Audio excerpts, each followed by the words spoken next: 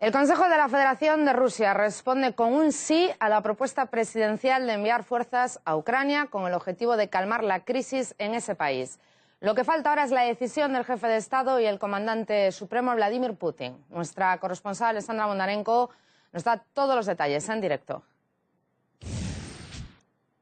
Alexandra, ¿podrías ampliarnos la posición rusa sobre el conflicto en Ucrania? Hola María, el Consejo de Federación de Rusia decidió unánimemente, basándose en el artículo 120 de la Constitución rusa, permitir el envío de las Fuerzas Armadas rusas a Ucrania hasta que se normalice la situación en ese país para asegurar la seguridad y la integridad física de los compatriotas y de las tropas de las Fuerzas Armadas que están operando en el territorio de Ucrania. Y ahora les propongo escuchar las palabras del presidente del Comité Parlamentario para la Defensa, quien ha hecho un resumen de los debates y de la votación en el Consejo de Federación. Escuchemos. El Consejo de la Federación de Rusia acuerda recomendar al presidente del país el uso de las Fuerzas Armadas de Rusia en el territorio de Ucrania hasta que se normalice la situación política y social en ese país. Esta resolución entra en vigor a partir del momento en que sea firmada. El Consejo de Federación aprueba esta decisión después de que el presidente ruso Vladimir Putin presentara una solicitud, una iniciativa correspondiente. El número de las tropas que serán enviadas a Ucrania lo determinará el presidente Vladimir Putin, como es el comandante de las Fuerzas Armadas, y el acuerdo entra en vigor una vez que se firme por el presidente. Sin embargo, la secretaria de prensa del presidente ruso precisa que se trata solo de un permiso de introducir a las fuerzas, algo que no significa literalmente que las autoridades van a tomar esa decisión, y además el secretario de prensa del presidente ruso está informando que el presidente del país, Vladimir Putin, va a tomar la decisión de acuerdo con el desarrollo de la situación en Ucrania. Además, a lo largo de la votación, muchos representantes del Consejo de Federación han pronunciado su discurso.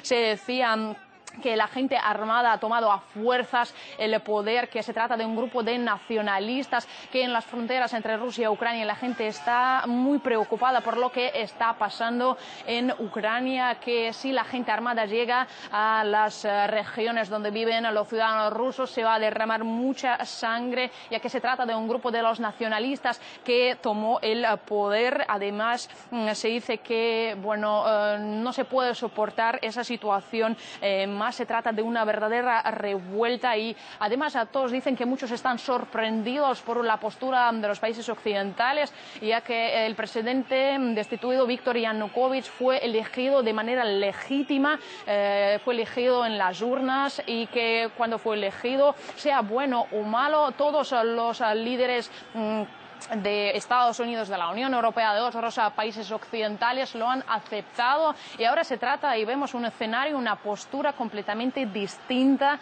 de la que tenían antes, y así que los representantes del Consejo de Federación dicen que no se puede soportar esa situación más, hay que defender la población rusa, que ya no puede sufrir más. Recordemos que los últimos días estaban marcados por una escalada de tensiones, especialmente en la República Autónoma de Crimea. Anteriormente también la delegación rusa visitó esta región y afirma que la población está indignada por lo que está pasando en Kiev, está indignada por así llamado nuevo poder que no reconocen. También recordemos que anteriormente se informó sobre los intentos de asalto a los edificios del Consejo de Ministros y Consejo Supremo de la República Autónoma de Crimea. Así lo denunció el primer ministro de esa República Autónoma, Sergei Aksyonov, quien por su parte solicitó al presidente ruso su asistencia para normalizar la situación, para defender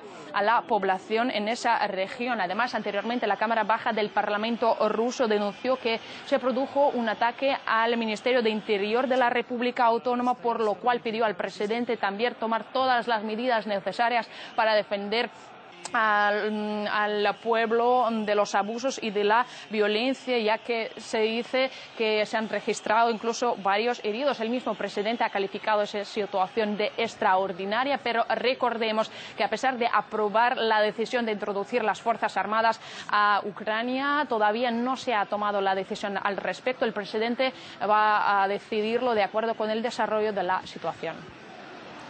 Pues muchas gracias por todos estos detalles en directo, Sasha. Alessandra Bondarenko nos hablaba sobre la iniciativa presidencial de enviar un contingente militar a Ucrania para estabilizar allí la situación. Y la reacción internacional respecto a la resolución de Rusia ha sido inmediata. Estados Unidos, la ONU y la Unión Europea ya han dado a conocer sus primeros planteamientos.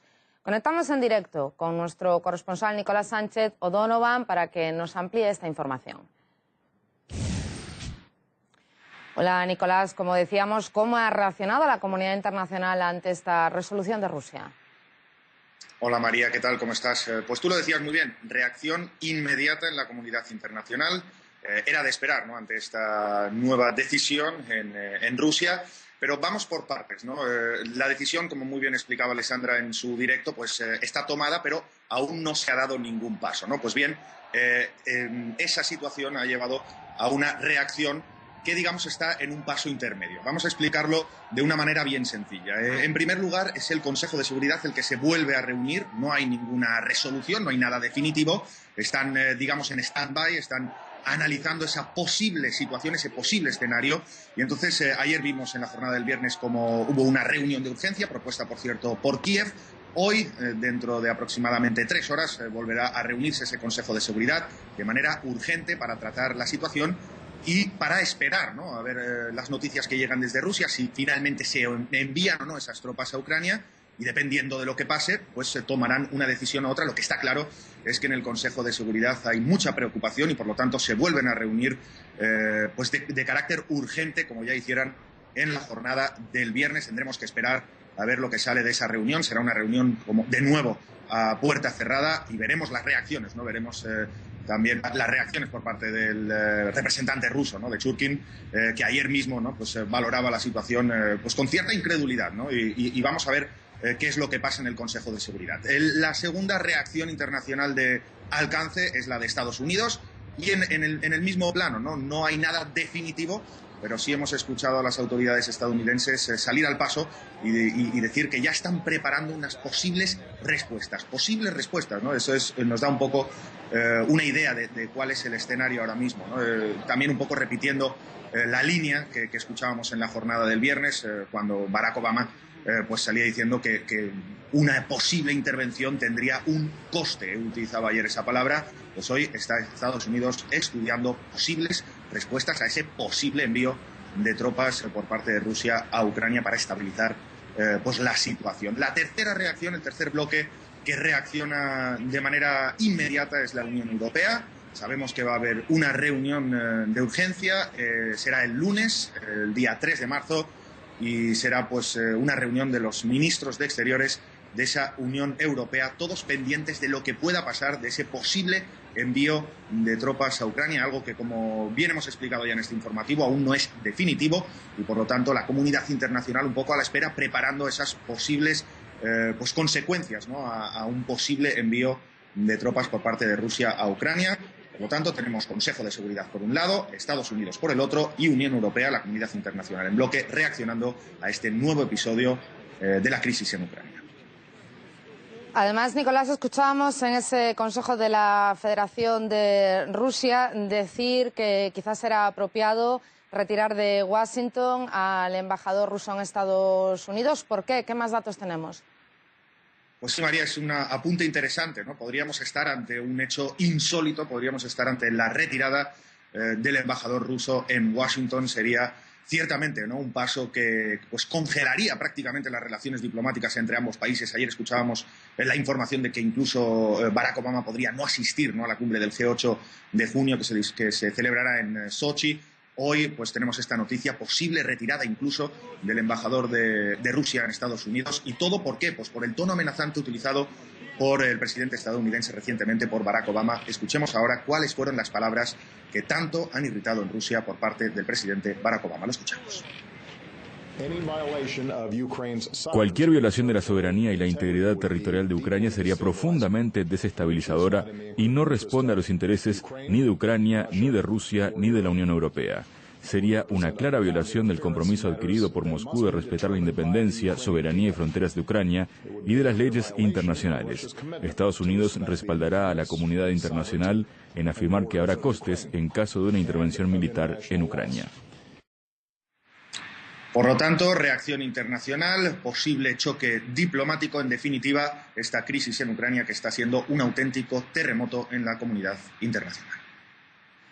Muchas gracias, Nicolás, por esta información en directo desde Estados Unidos. Era nuestro corresponsal Nicolás Sánchez O'Donovan quien nos comentaba la reacción mundial ante la iniciativa rusa de enviar tropas estabilizadoras a Ucrania. Y anteriormente, en la capital crimea, Simferópol, un grupo armado procedente desde Kiev intentó asaltar el Ministerio del Interior local. Sin embargo, los autodefensas rusoparlantes lograron pararlo. Estos activistas custodian la ciudad para prevenir la llegada de radicales desde la capital.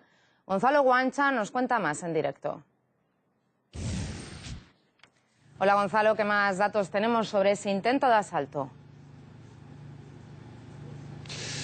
Saludos, María. Ha sido un día largo aquí en Simferópol, en la capital de Crimea. En estos momentos, por fin, podemos decir que llega algo de calma y cesa un tanto el estruendo que ha predominado en las calles dominadas por manifestantes prorrusos. Sin embargo, ahora toda la atención está puesta en el otro extremo del país, en las novedades que llegan desde la capital. Desde Kiev, allí el opositor Nataly Klitschko había demandado al presidente interino que actuaran con unidad ante la posible llegada de tropas rusas y, de hecho, el presidente interino Trushinov está en estos momentos reunido con el Consejo Nacional de Seguridad de Ucrania. Está por ver cuáles serán las decisiones que se toman. Como decías, la situación aquí es de expectación y sobre todo de inquietud, y más teniendo en cuenta lo que ha pasado esta reciente madrugada, cuando, según un comunicado del ministro exterior ruso y según las informaciones del gobierno local, algunas milicias procedentes de Kiev, milicias armadas, habrían pertrechado un ataque contra el edificio ministerial que está aquí, en esta capital, en Simferópol. Este ataque habría dejado algunos heridos en la ciudad. Por lo tanto, poco a poco se nota el nerviosismo. A medida que llega la noche, las calles se van vaciando, y eso que el día ha sido bastante festivo. Este ataque del que hablamos, que comunicaban el Ministerio Exterior y las autoridades locales de Crimea, ha despertado bastante tensión en una ciudad que hasta ahora se caracterizaba por una oposición pacífica y reposada al gobierno de Kiev, y ha provocado también una intensa reacción internacional. Les mostramos las declaraciones de una diplomática rusa. Rusia está extremadamente preocupada por el desarrollo de los acontecimientos en Crimea. La noche del 1 de marzo se realizó un intento de asalto a la sede del Ministerio del Interior de la República Autónoma de Crimea por parte de un grupo de personas armadas desconocidas enviadas desde Kiev. Esta provocación traicionera dejó varios heridos, pero gracias a las acciones decisivas de los grupos de autodefensa se logró prevenir el asalto. Es algo que confirma la intención de determinados círculos políticos en Kiev de desestabilizar la situación en la península. Llamamos a los que emiten órdenes semejantes desde Kiev a ser moderados. Consideramos una irresponsabilidad plena a la posterior agudización de la situación en Crimea, que ya está tensa. Y la reacción a ese ataque que adelantaban las autoridades locales crimeas y el Ministerio Exterior ruso también se ha hecho notar aquí. De hecho, ha evidenciado lo delicado de la situación que vive la península de Crimea. El primer ministro de esta autonomía ha emitido un comunicado oficial este día al presidente ruso Vladimir Putin, pidiéndole que las fuerzas rusas intenten asegurar y pacificar la zona, dotándola de estabilidad, dada la delicada travesía que atraviesa en este momento por el conflicto ucraniano procedente de Kiev. Durante todo el día aquí en Simferópol ha habido manifestaciones, como decimos, prorrusas. Los lemas eran más que clarividentes. Crimea es Rusia, Rusia no queremos a Kiev, y también ha llamado mucho la atención que se coreaba el nombre de los Berkut. los antidisturbios que han sido célebres en los medios occidentales por combatir en Maidán la semana pasada. Un parlamento en torno al cual ha habido muchas manifestaciones, como decimos, y también donde ha habido mucha actividad política. Y es que la agitación se ha notado también en la agenda. La hoja de ruta que establecía el nuevo gobierno de Crimea ha sufrido una alteración. El referéndum que estaba fechado para el 25 de mayo y en el cual se debería decidir cuál será la autonomía de Crimea, se ha adelantado al día 30 de marzo. Además, este Parlamento de Crimea ha definido al gobierno, al autoproclamado gobierno de Kiev, como ilegítimo. Gonzalo, Ucrania es mucho más grande, no solo Kiev, no es solo Simferópol. ¿Cómo han reaccionado las otras regiones del país? Pues en efecto llegan bastantes noticias de otros puntos del país, del sur, del sureste.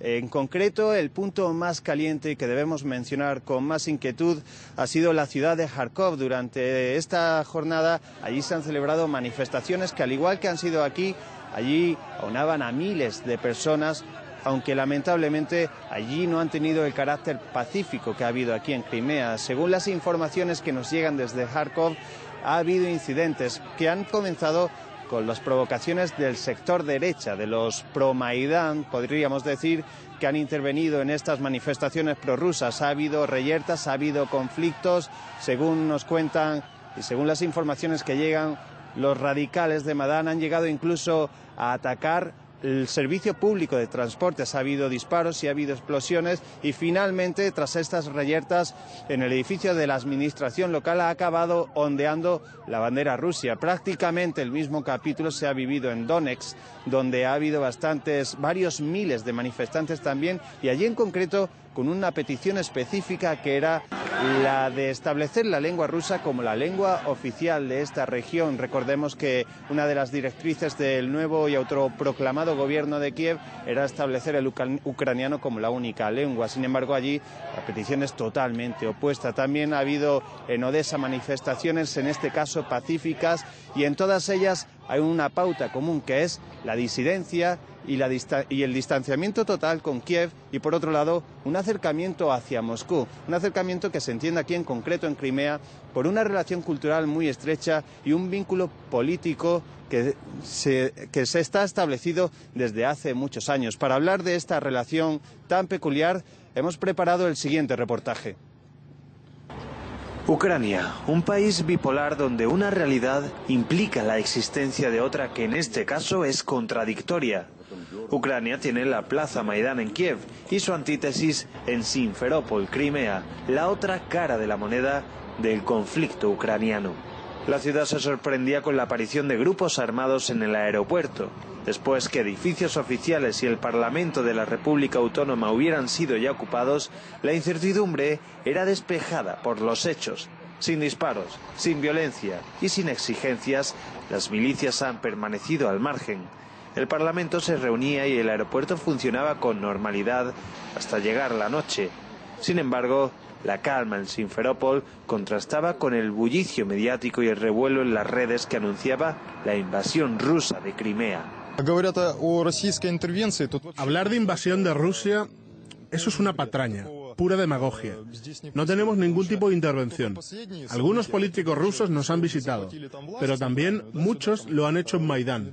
Victoria Nuland y los embajadores europeos han repartido caramelos por allí y puertas adentro han dado instrucciones a la oposición.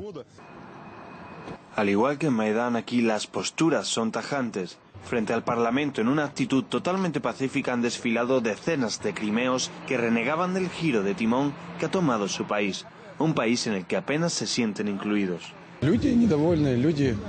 A los ucranianos no les gusta el nuevo Estado de Kiev. Envió aquí a su representante, pero no son legales ni legítimos. El pueblo espera un proceso legal y que nos conduzcan a la integración con Rusia. Y eso es lo que espero, que Rusia nos ayude. Las banderas rusas reinaban ante un parlamento que tras horas de deliberación comunicaba la constitución de un nuevo gobierno aprobado por mayoría absoluta que se distancia del de Kiev. Hemos puesto solución al error de Khrushchev que entregó Crimea a Ucrania. Tradicionalmente somos Rusia, somos el espíritu libre de los rusos. De hecho, Simferópol parecía vivir un viaje al pasado vinculado a la Unión Soviética, con la presencia de nostálgicos de la época y cosacos que siguen sintiéndose rusos. Vitali presume de sus insignias, nos cuenta que su familia derramó sangre para luchar contra el fascismo europeo y que ahora está dispuesto a hacer lo mismo a pesar de su edad. Tras el colapso de 1991, todo el mundo se olvidó de Crimea, no éramos nadie. Por eso hoy, como ves, alrededor todo está lleno de banderas rusas. Yo tengo la mía y la porto con orgullo como un estandarte. En pleno ojo del huracán, Simferópol vive tranquila, negando drásticamente los convulsos cambios que llegan desde Kiev.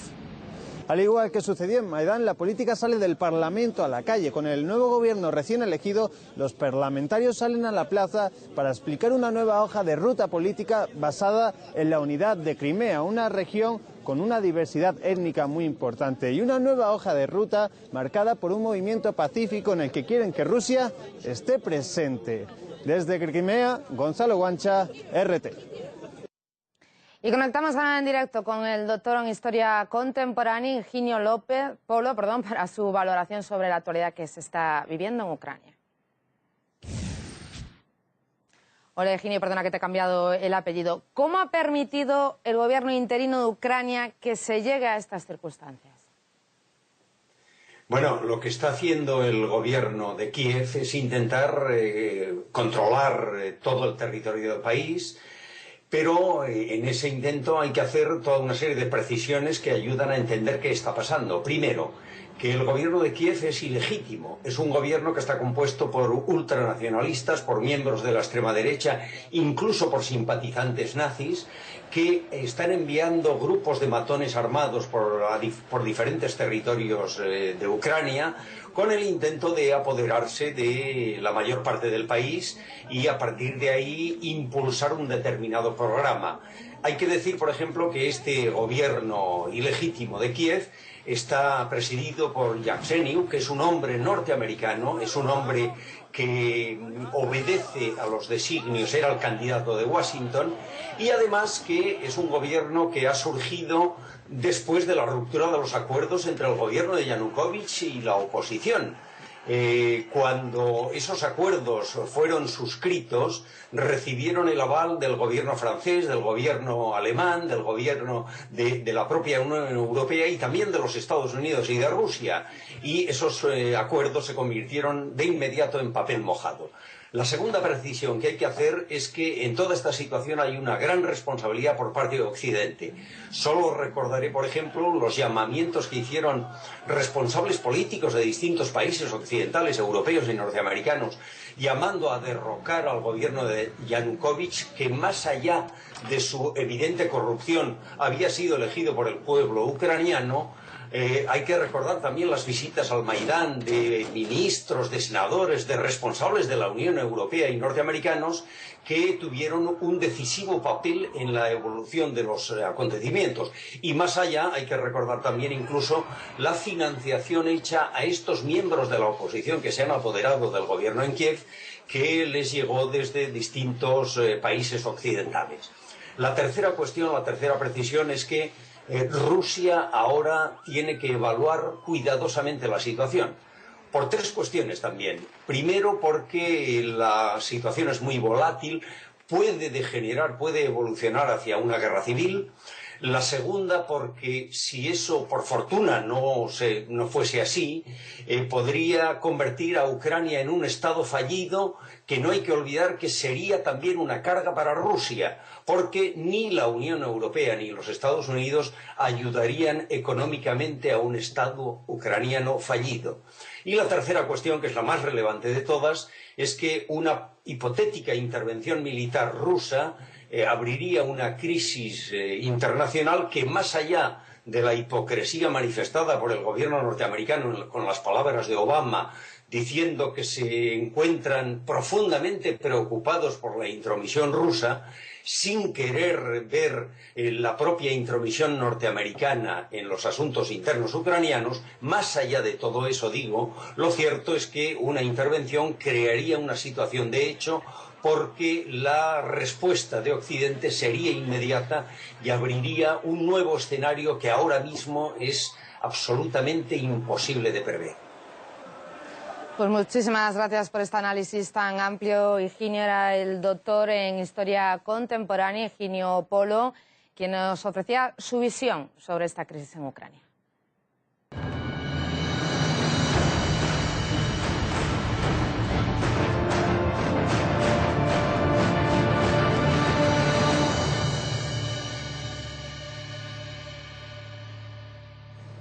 A primera vista, las protestas que cambiaron el poder en Ucrania parecían ser una novedad, pero un análisis de Javier Rodríguez Carrasco en el programa Revolución por Guión demuestra que esta crisis tiene bastantes similitudes en su desarrollo con las crueles y violentas revueltas de África del Norte y Oriente Medio. Desde Túnez hasta Siria, pasando por Libia y también por Egipto, estas revoluciones han seguido un patrón, una misma hoja de ruta, eso sí, teniendo en cuenta las particularidades que tiene cada una de estas naciones. Represiones policiales, injerencias del exterior, muchas muertes, también daños colaterales a civiles. Esto nos lleva desde el caluroso norte de África hasta el gélido corazón de Europa, a Ucrania. Todos estos levantamientos sociales, las protestas han ido increciendo, es decir, lo que empezaba con manifestaciones pacíficas para pedir más democracia, mayores libertades y el fin de la opresión, desembocó en fuertes disturbios que en algunos casos han provocado grandes catástrofes. Vamos a analizar algunos de los casos. Son plazas, lugares públicos en Túnez, Kasbah, en Egipto, Tahrir, en Libia, Al-Baida, en Siria, Al-Ijad y tantas otras, y en Ucrania, desde luego, ha sido Maidán. Han sido escenario de reivindicaciones y de las peticiones de gritos de mayor libertad, pero también han albergado fuertes y violentos enfrentamientos, en su mayoría que se han saldado con muertes tanto de activistas como de agentes. Cabe destacar este aspecto porque en numerosas ocasiones se olvidan o se obvian las cifras de uniformados, de policías, que mueren a manos de radicales infiltrados muchas veces en estas manifestaciones.